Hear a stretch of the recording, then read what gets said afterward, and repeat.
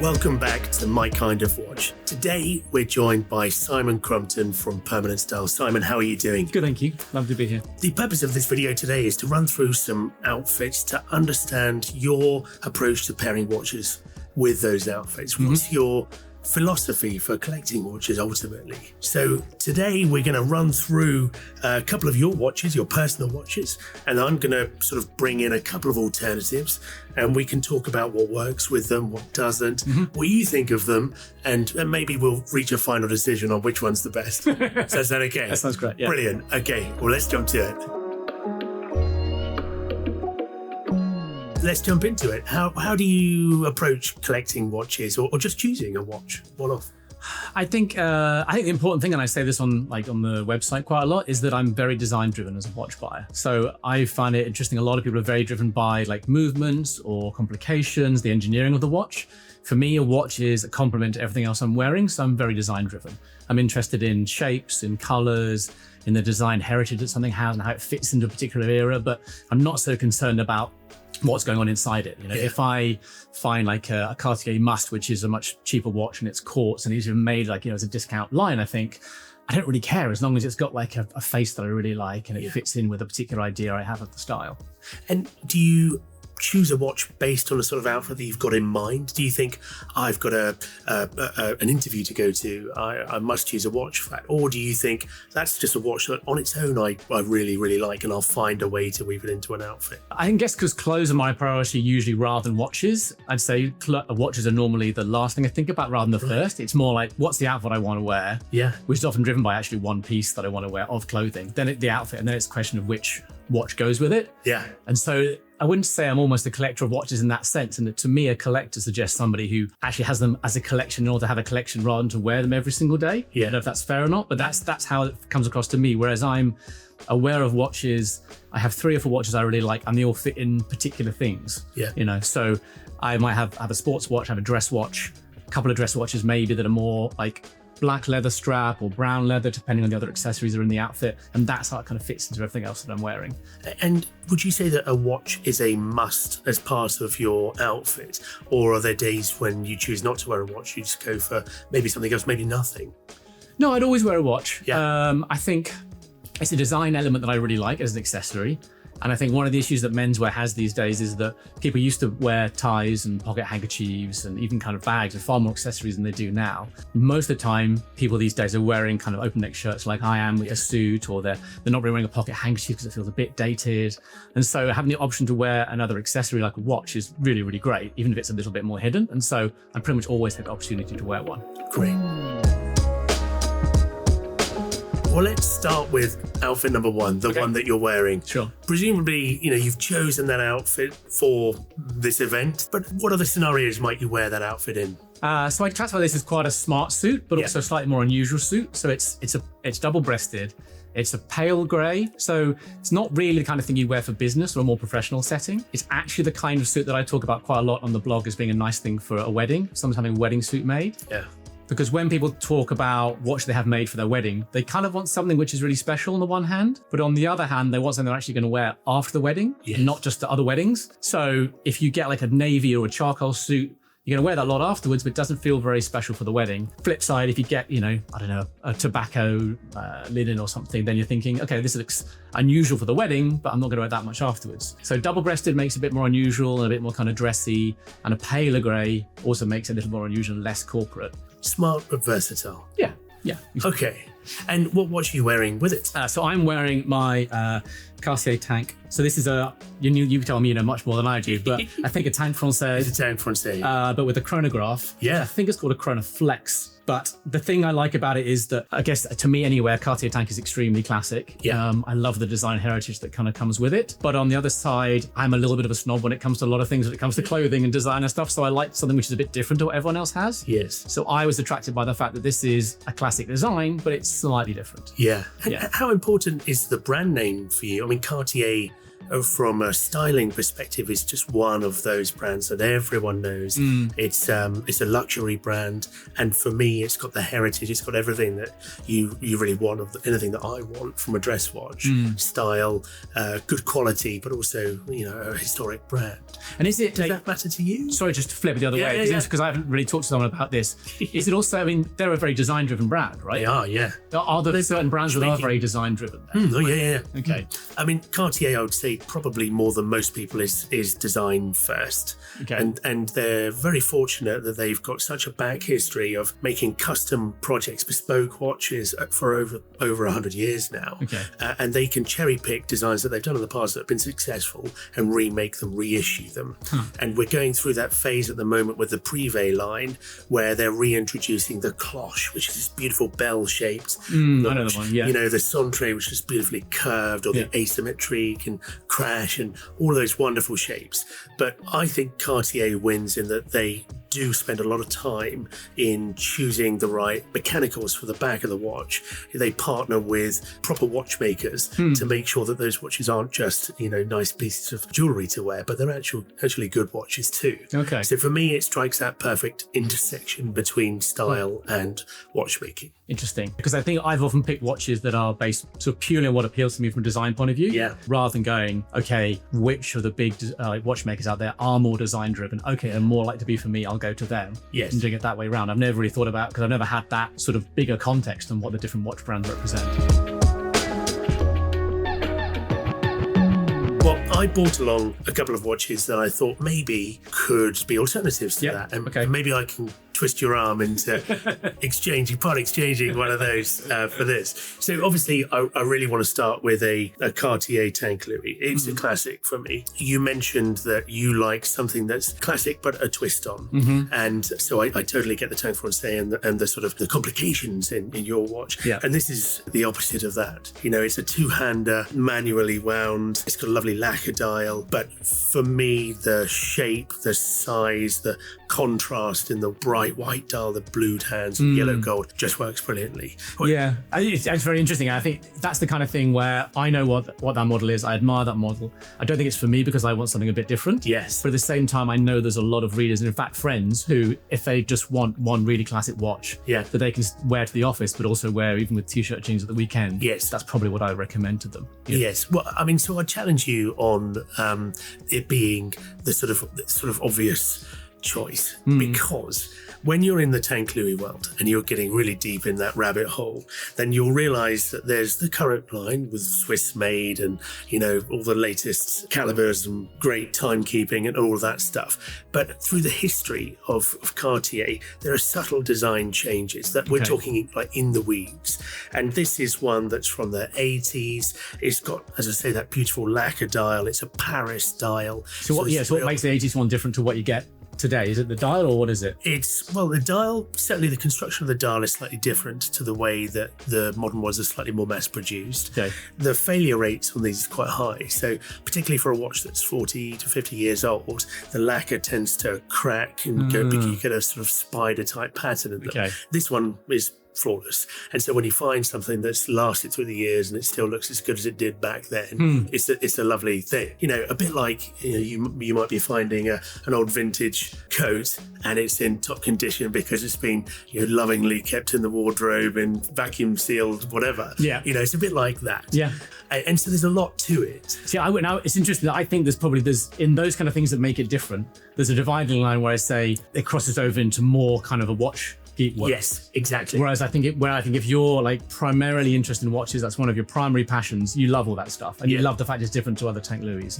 Whereas for me, and I think most of my readers who into clothes first, that stuff matters quite a lot less. Right? They care about the design. They care. You point out like that aspect of the color of the dial, the blued hands. Oh yeah, I never noticed. Oh, they are blued, and why those work together. Like, okay, I'm sold. And then after that point, it just becomes noise. It's like no, I'm sold now. You don't have to carry on.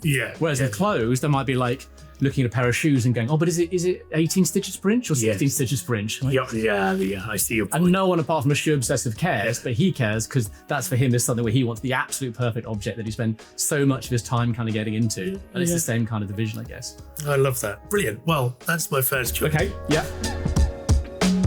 This is a slightly interesting one because obviously I'm going to call it out as not a dress watch. It's on the dressier side of sports watch, and I'd call it.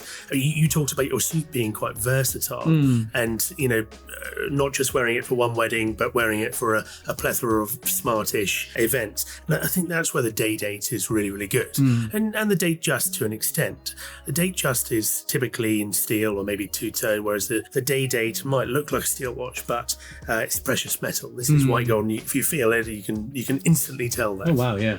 So what I like about that watch is your everyday, if we can say that, day date is typically yellow gold. It's the Tony Soprano watch, that you're a businessman or in waste management, and and you've got a bit of money and you like to buy something that expresses that to other people that you've got a bit of money. Whereas this is for the shy, slightly more restrained person that likes all of those things apart from the letting everyone know that you've made it. Yeah.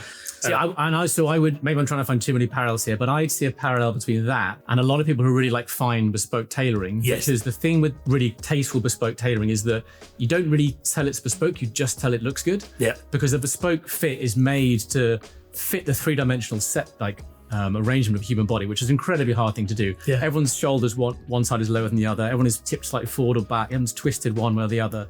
Making a perfectly two-dimensional seaming garment for that is incredibly difficult. Yeah. But when you see someone in a bespoke suit, if you don't know bespoke, they just go, it just looks really good on him. Yeah. And the guy knows it's bespoke, but the other one just thinks it looks good. And in the same way, a lot of people just go, oh, it's got a nice kind of Rolex watch. You go, oh, but actually, And I think if I'm asking myself the same question, part of putting on a watch that's white gold and not steel, it gives me that sense that you feel the heft, you're reminded throughout the day that it's something special on your wrist. And, that elevates my mood. It elevates my sort of, I guess, my happiness factor. It keeps me calm, actually, frankly, is what it does. And I imagine you get the same from a good seat. You'll capture a glimpse of yourself in a shop window or whatever, and you think, oh, damn well, I look good today, Yeah, and even how things feel in your body as well. I think if you've been wearing bespoke clothes for a long time, you get just used to how they feel. Yeah. But a lot of times if you get something ready to wear, it's never going to have everything right. Something's going to be slightly uncomfortable or slightly not fit right. Yeah. But when you have something bespoke and it has been made and tweaked in all those tiny ways, it just feels completely comfortable and just perfect for you. And so, you definitely miss that when you don't have it anymore. So, have I convinced you to exchange your Tag Francais for either of these? Probably not. I don't know your chances in this competition, to be honest. Okay. But I do like both of them. I think the Louis particularly because that's something that I didn't know that much about but would recommend to the people. So I now know more to tell people. And the other one because I knew nothing at all about that and about the white gold. So that's really interesting. Brilliant. On to outfit number 2. Simon. Yes. We've, through the magic of cinema, we've magicked a new outfit onto this chappie here. Yeah. Explain the outfit, please, and when you might wear it. Sure. So this is a double-breasted grey herringbone tweed jacket from a tailor called CC. It's quite a casual one because it's quite a hairy, heavy kind of tweed, and it's also very, very kind of soft shoulder. There's no kind of padding or structure going into that at all. So that makes it look quite casual. Double-breasted makes it maybe a bit smarter or unusual, but it's basically a fairly casual jacket. And I'm wearing it here with a denim shirt. This is a shirt that we actually make ourselves, permanent style. And so I'm wearing a denim shirt. I would wear that with probably blue jeans as well sometimes. So with jeans, it's quite a nice casual outfit and one step down in formality from the suit that I'm wearing here. Yeah, so that's really interesting, and I can see why you've picked this lovely 1675 GMT. But tell me a little bit about your journey with this watch and how long you've had it, and is this this is your sort of go-to watch for a sort of slightly more casual outfit? Yeah, I'd say I wear this. This is my typical weekend watch. Right. I'm getting up for the weekend, I've got kids, I put on a t-shirt and jeans, and this is the watch I'm wearing. It's my casual watch. Beautiful example. Thank you. Yeah, I mean, I've had it for a long time. It's back when I was actually working in the city as well in journalism, and it's probably about 15 years old now. And I always loved like the Rolexes, but again, going to a previous conversation, I tend to like something which is a little bit different. So I didn't necessarily want a Submariner that a lot of other people had. I like the idea of a GMT. But what really sold me on this was the fading of the bezel. Yes. And I mean, you'll tell me why the bezel is faded like that, but I love the fact that it has that individual character. Yeah. Because for me, that's what you get a lot with really good menswear as well. You know, people who are into leather shoes, the thing I love about it is the way that you put your own imprint on it. Yes. Both through wearing it and through polishing it, it becomes unique to you. And not quite the same with this, but it definitely feels like there's an individual piece which won't look the same as other GMTs from the same era, right? Even the same production will look slightly different. Yeah, but I guess if it's 15 years old to you, you would have bought it as a vintage or I guess neo-vintage piece then. So it would have aged already. I find it difficult to fault your choice of watch. Okay, I think it's perfect. You've got some alternatives. But I love the way the blue of your bezel matches the shirt. And it's kind of worn and it's got beautiful even patina. I guess the instant watch that you think of as an alternative to the GMT is the Submariner. Yeah. And I think you and I were talking about it before, but yeah, what grinds my gears is when you see a modern Submariner on the arm of someone wearing a smart suit in the city, and it just there's a purpose for that watch, and it's not that. It's not desk diving. Often kind of like draping over the wrist. Exactly. You see it. And shiny and sparkly. And no, I don't. I'm not a big fan. Okay. But when it comes to vintage, and particularly these 4-digit references, I'm a big fan. You know, I really, really love them. The colours soften. You get sort of micro scratches on the bracelet, which brings the sort of satination to it. It's not quite as highly... Satination, good word. That's good. Not quite as highly polished as when it left Geneva. Yeah. And I love that. But I brought along the Submariner here. This is a 1680. Yes, when's this one from? Very similar eras. So they're both 4 digits. They're both about the same age. Huh. But what I love about it is the colour of the bezel. Yeah. And, that sort of what we call a ghost bezel. It starts to get a little bit sort of grey, smoky. Yeah. And it becomes something that you can easily pair with, something that's quite casual. I adore it. I really do. And it's probably slightly more iconic than the GMT. And I'd argue slightly easier to pair with more outfits because it's monochromatic. Sure. Yeah. Whereas the GMT is, quite a colourful watch. Yeah. But as I say, I don't know. I mean, I think the perfect collection is to have both. So I can't. That definitely does appeal to me more than the other Submariners I've seen. Yeah. Like I wouldn't even say the bezel necessarily black. I would have said it was grey or something similar, and that looks more subtle immediately. Yeah. I think particularly I think an interesting area with watches like this is those associations you get. Yes. Like I think that kind of watch, again, a new Submariner, I have that association with that same guy in the city. Yeah. Whereas that I wouldn't have the same association because it looks like a slight different style to me. Yes. Back then, these were just a little bit more sleek. And what I like about that is that you can take it off of a bracelet and put it on a strap and almost wear it like a casual dress watch. Have you ever thought about doing that with your GMT? I haven't. I think with a tweed jacket, it's probably as close as I would go. But I do think there's an interesting point there about kind of what we call high-low dressing sometimes. Yeah. Where you're wearing something which is smart and deliberately pairing it with something which is very casual in order to get a nice contrast. So, but it's also something which is quite easy to get wrong. Yeah. How do you get that right? I imagine it's quite a difficult thing to do. Do you need to make sure that they're fairly close together in high and low, or is the further apart the more successful? Yeah, you want to go further apart rather than closer together. So really high and really low. Yeah. And some categories are a lot easier than others as well. So actually accessories and outerwear are a slightly easier way to do that. So that example of like a barber jacket with a suit is a kind of classic outerwear way to do it. You can also do it sometimes with shoes. So it can be tricky, but if you have like actually quite a nice cotton or seersucker suit, but you wear like bashed up pair of like tennis shoes, that can like look quite cool as well. Yeah. And I think watches can do that quite easily. So like we said, in the next outfit, I've got a dress watch with some like really battered up jeans, and I like that contrast because to me that suggests that it's kind of like it's the tasteful, richer guy who always wears this watch, but he happens to be wearing the beaten up jeans. Yeah. Love that. Well, talking of more contrast, my other pick is to go for the Tudor Submariner. One of the things that I like about Tudor, because there's so many parallels with Rolex, it's from the same parent company. There's parts on here that are Rolex, the crown, the case back, the bracelet even. But yet it's his own thing. It's a slightly more value end of that type of watch. It's a tool watch. The movement inside is an off-the-shelf instead of an in-house thing. But less about that. They were and they continue to be slightly more experimental than Rolex. Rolex is fairly... they stay within the lines. And Tudor are not afraid to try different colours, different materials now. And so you get a very similar aesthetic, but with a bright poppy blue.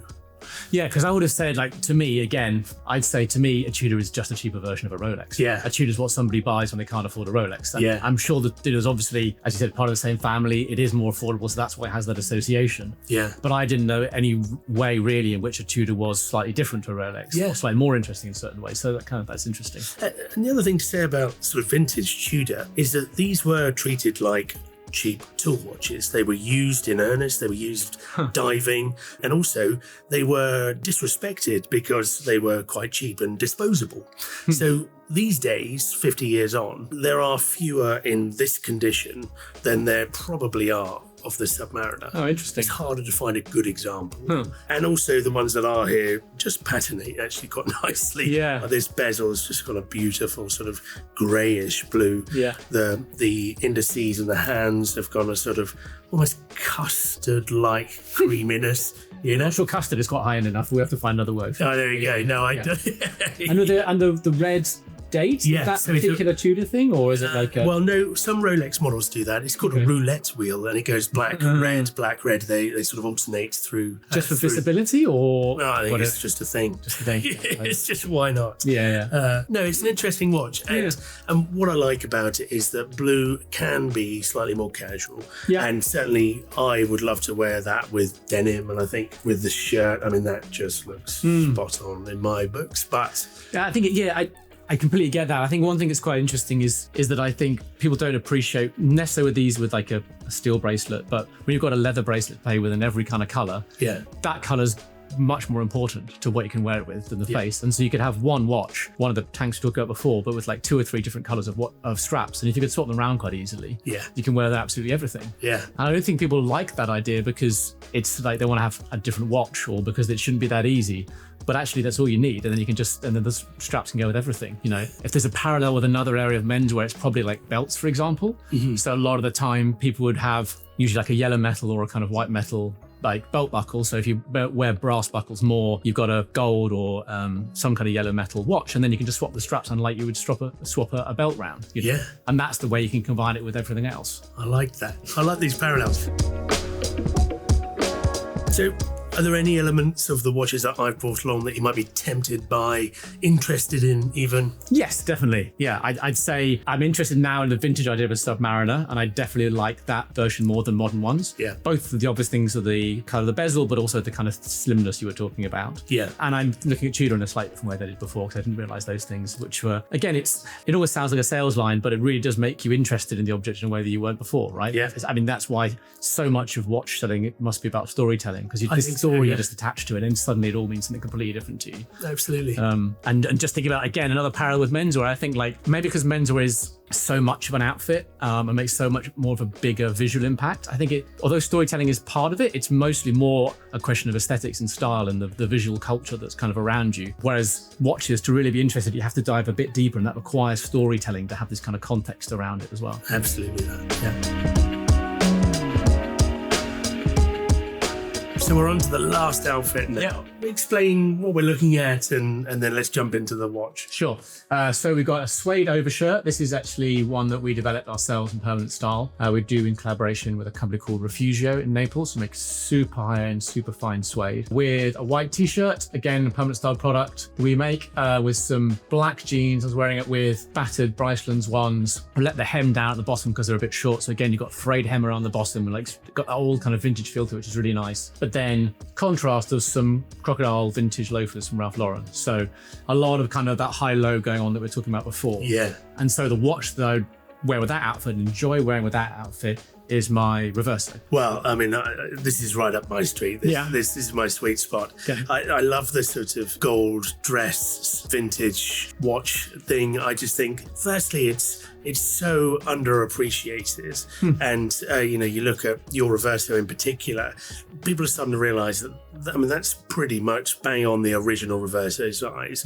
And even JLC themselves are starting to look back at that and think, actually, that was spot on, and they're starting to reissue them in that size. Are a lot of those watch companies quite conservative? Because I feel like I'm almost annoyed that small watches are now very trendy, because they've had them for a long time and everyone else is doing the same thing. But they've only just woken up and started doing that themselves. I think they're like oil tankers. They take a long while to turn. But yeah, JLC is one of the biggest watchmakers, and so yeah, it's taken them a long while. But you look at Patek, and they still haven't quite got onto it yet. They're releasing bigger and bigger watches, which is really interesting. Are there different markets for that? I feel like maybe I can imagine like an Asian market or a Middle Eastern maybe liking a bigger watch. Yeah, certainly. And the American market, they love a big watch still. I'm on a bit of a crusade to convince people that side of the pond to start wearing smaller watches. Again, I don't know if this is a parallel. This is something that's happening with fashion. I don't know if it's happening with clothing, with watches as well. But I think people are talking about whether actually there will ever be any big trends like that in the same way there have been in the past, because media is so international and also kind of splintered into all these kind of little kind of echo chambers of what you're listening to. And with menswear, you get that a lot with trousers. I find like the width of trousers, the narrowness of jeans has gone through these trends. And normally those trends lasted 15, 20 years or so. When I was growing up, I was like, it was skater and it was grunge and they were all big. Then it trended narrower and narrower until it got to the point where they were like super skinny. Yeah. And now any like self-respecting fashion brand is doing bigger trousers. Yeah. But there's still a lot of guys wearing super skinny ones. And I feel like maybe there won't be that big trend again, because those guys, they're only going to see their friends. They're going to see the social media that they follow. The fashion brands aren't driving the trends in the same way anymore. So maybe it will always kind of be the same. Social media can act quite a lot like an echo chamber, can't it? God, there are so many variables, aren't there? But certainly gold and dress watch is sort of the antithesis of the recent hype bubble that we've been through the pandemic. And now the pendulum swung the other way to this sort of thing. But I also think that there is a trend around gold prices, and that really taking off in the same way that it sort of did in the 80s. And now people are starting to look at gold as a commodity and a wearable commodity, that people are starting to look at gold bracelets in a different way. Basically, you can't get it wrong. whatever you like. But I love your Reverso. I really, really do. I think this for me is the one that feels most specifically of an era. Yeah. I mean, because Art Deco is always something I've really loved from a design point of view. I love like decorative arts in general. Yeah. And this feels to me very, very specifically an Art Deco kind of piece of that era. And I almost feel like that is something that could, even to somebody who doesn't know the watch and doesn't know the era, could see that in the watch. Yes. That makes sense. Yeah. Whereas I think with a lot of watches, it's slightly more subtle than that. Yeah. You see a 70s watch, to some people it looks very 70s, to somebody else they don't really get it because they're not getting quite the same references, a bit more subtle. Yeah. Whereas that, for me, is very much that kind of period. Yeah. It's really interesting. It really is. On the topic of Patek, yes. I brought along a couple of Pateks to sit alongside your JLC. In the same way as you talked about Tudor before, and I had this huge bias against Tudor. Yeah. For me, from my very basic understanding of Patek is that they're extremely well made, they're very much admired, but there are almost no Pateks I like the design of. And I don't know why. So I want to know why you like the design of this one so much, because I find that really interesting. Because I've never really explored it. Yes. I just never, from an intuitive, instinctive point of view, thought, I love the design of that. It's just never quite done that. But maybe it's because it's, for example, subtler in its appeal or in those details than the Reverso is, for example. Yeah, well, so I'll come to my favourite Patek, which is my latest purchase for myself. Sure. After I've talked about the Gondolo. So the reason I bought the Gondolo along, and this is a Millennium edition, which is rectangular, and I thought gold, metal, plus rectangular shape and high watchmaking. Yeah, okay. I mean, this, you turn it over and you can see it's absolutely a Patek. Wow. Yeah. It's a beautiful, beautiful thing. And this example with the rhodium dial, and this is obviously in rose gold, it just has that sort of, it's a specialness. There's something about the contrast of that dial colour and that case colour that it sings to me. Yeah, and it's not for everyone. No, it's probably, I would say, a little bit chunky for me. Yes. For my taste, obviously, on the you can see the ones I like are very slim, but I definitely get that design combination of the kind of rose gold and that slightly kind of grey dial is really nice together. This represents Patek experimenting a little bit. Okay. Pushing the boat out and trying to do something a little bit different, and I like that. Yeah. The design doesn't necessarily work for me. Yeah. But I love that they were a little bit more experimental then, rather than current day, Pateks, where the new model is basically a square version of the round watch that they had. So that almost goes back to that point about storytelling that we were saying before. Whereas, because for that to make sense to someone, there's a lot of context. You need to know it's a Patek. You need to understand that they're normally quite conservative, but now they're pushing the boat out, and that's why you find it interesting. Exactly. Whereas most people wouldn't know that context at all. They'd just be judging it on face value, as it were. Exactly. And Cartier are known for their shapes, but Patek really aren't. And this was a time when they were really trying. I don't know if they got it right, but it's interesting. Yeah. And then moving on to my favourite, because it's mine. This is a 1960s reference 2551. What I like about it is yellow gold, but it's the right size. It's 36 millimeters, which back then was actually quite big. Nowadays, I think it's in the sort of small spectrum, end of the spectrum, but it's got really interesting details. The crown is just insanely cool. The sort of double P. It's got stepped lugs. It's got the most incredible decorative movement, automatic movement, but you wouldn't know it because they cover it up, and that's to make it. Was that for the period? They just didn't do it in the 60s? They didn't really do it back then, no. And actually there's a bit of a trend of people custom making sapphire case backs for this kind of watch. Oh, really? I've got a vintage Longines from the 40s. They did exactly that. And it's interesting. It's not to everyone's taste. I mean, that's a collectible watch, and I think it should be kept pretty original. Yeah. But the effort that they went to back then to be the number one, I think, you look at it now, 60 years on, and it's just a very, very fine and tasteful piece of horological art. Yeah, I can see that as soon as someone starts pointing out details, like pointing out the lugs and the crown, and then I think almost you start then noticing things yourself. You're like, oh, it's interesting how the second aspect of it, like it has the crosshairs, but it doesn't have a circle. Like his feels very period, and the hand shape is quite period. And the crosshairs and the text is a Nowl. This is a sort of sister watch to the 2526, which is a completely enamel dial. Very, very collectible for the reasons that we were talking about before. They're fragile watches, and over the years the failure rate's quite high. So if you get an original one in great condition, then they're very collectible. But in values wise, these two particularly are not too far apart.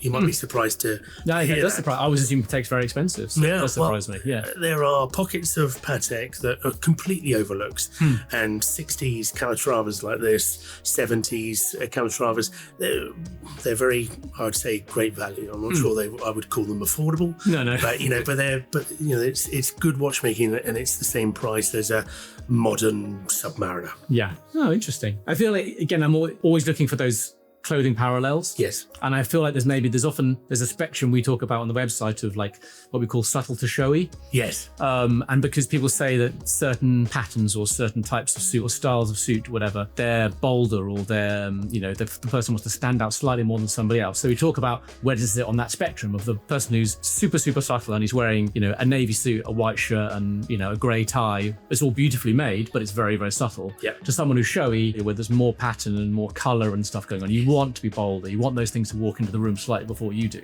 And so maybe it feels like that Calatrava sits very much the subtle end of that kind of spectrum, where it would just seem like a normal watch to most people, and you notice the details. Exactly. The reverse, there was a couple of steps along that. It's still fairly subtle, but it has got more of a style to it, right? Yes. More out and obvious style to it than the Calatrava does. Whereas other things obviously are kind of really crazy in terms of their style. But so in the way that you're talking, I'm sort of hopeful that I've convinced you that maybe vintage, neo-vintage Patek might tempt you away from them. Yeah, essentially. I think definitely the Calatrava rather than the Gondolo.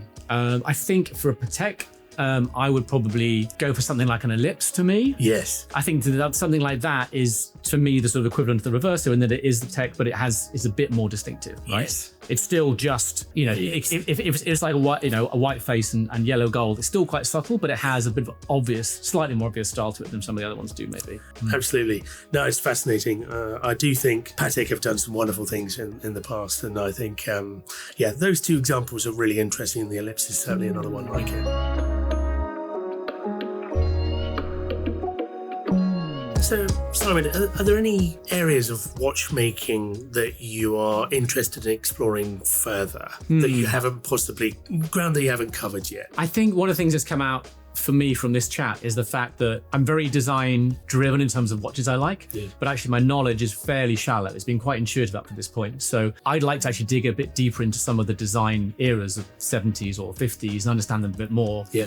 I think one of the reasons for that is I would maybe understand watch design a bit more, but also that design kind of era is really useful for understanding other things like architecture or cars, or actually influence a lot of the clothes that people wore at the time as well. So I feel like I'd like to go a bit deeper in that area, and that will enrich all these things as well. Yeah, I love that. Brilliant. Well, it's been great talking to you, Simon. Thank you so much for your time. My pleasure. Really interesting to hear about your design philosophy and how you sort of pair your watches with outfits. It gives me something more to think about of a morning when I'm getting ready for work. So thank you so much. Brilliant.